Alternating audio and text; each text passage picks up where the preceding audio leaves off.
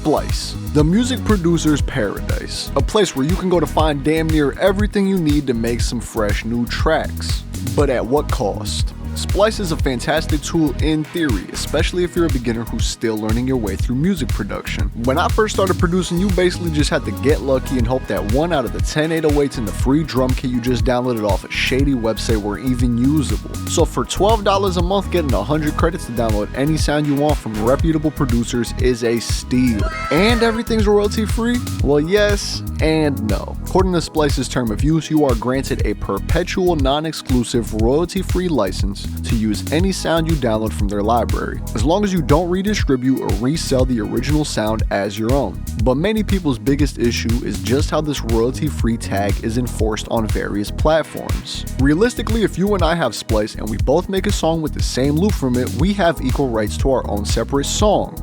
Right? The problem is that you will more than likely end up in a situation where hundreds or even thousands of producers are using the same loop or sample in their tracks. And how the hell is that going to be enforced? Copyright law is not something that has caught up to the modern age of music production. It has become easier than ever to create your own song from your bedroom with all the resources and knowledge out there on the internet, which I think is fantastic.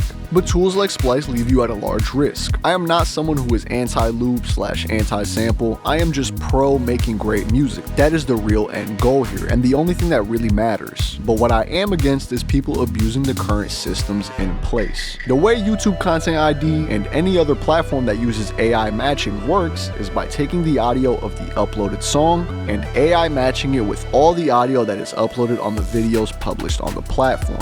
If it finds a match, the video will get a demonetization mark, and all money made through ads from that video will go to the original songwriter. Very helpful tool to make sure your music isn't getting stolen, but here's where things get tricky. I recently saw a video about a YouTube editor using Splice loops and dropping them directly into Premiere Pro as background music.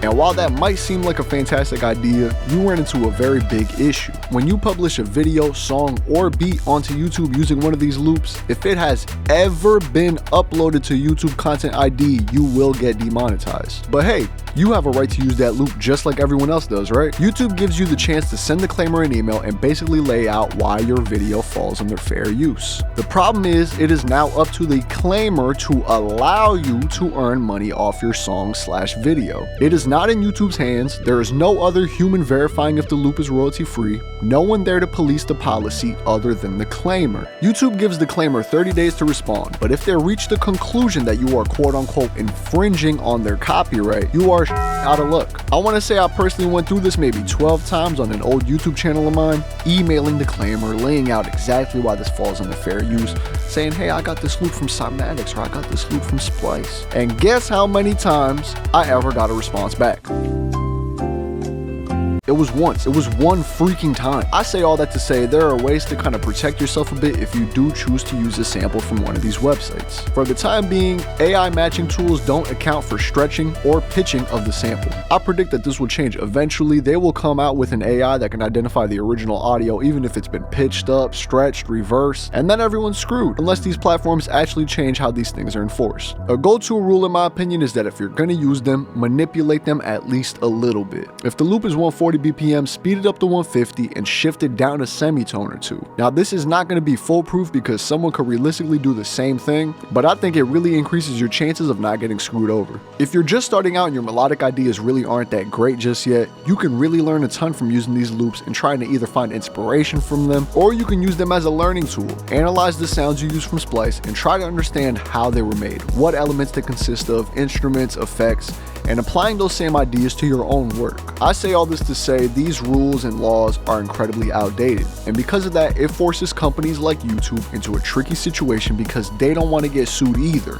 So they put it in the hand of essentially whoever gets to the damn Splice loop first, makes a song with it, and publishes it to YouTube Content ID. They will benefit from quote unquote owning this royalty free loop, and anyone who publishes a video using said loop will now have 100% of the money they would have made off the platform go into someone else's pockets. I don't have any issue with Splice personally, other than the way that they nuke your account's credits if you ever cancel on them. Huge L Splice. This all really just comes down to the fact that the current laws and regulation around music sampling and licensing are not designed for the digital age. They are based on outdated notions of ownership, originality, and fair use that do not reflect the reality of how music is created and consumed today. This creates a ton of confusion, frustration, and injustice for both the producers and the consumers of music.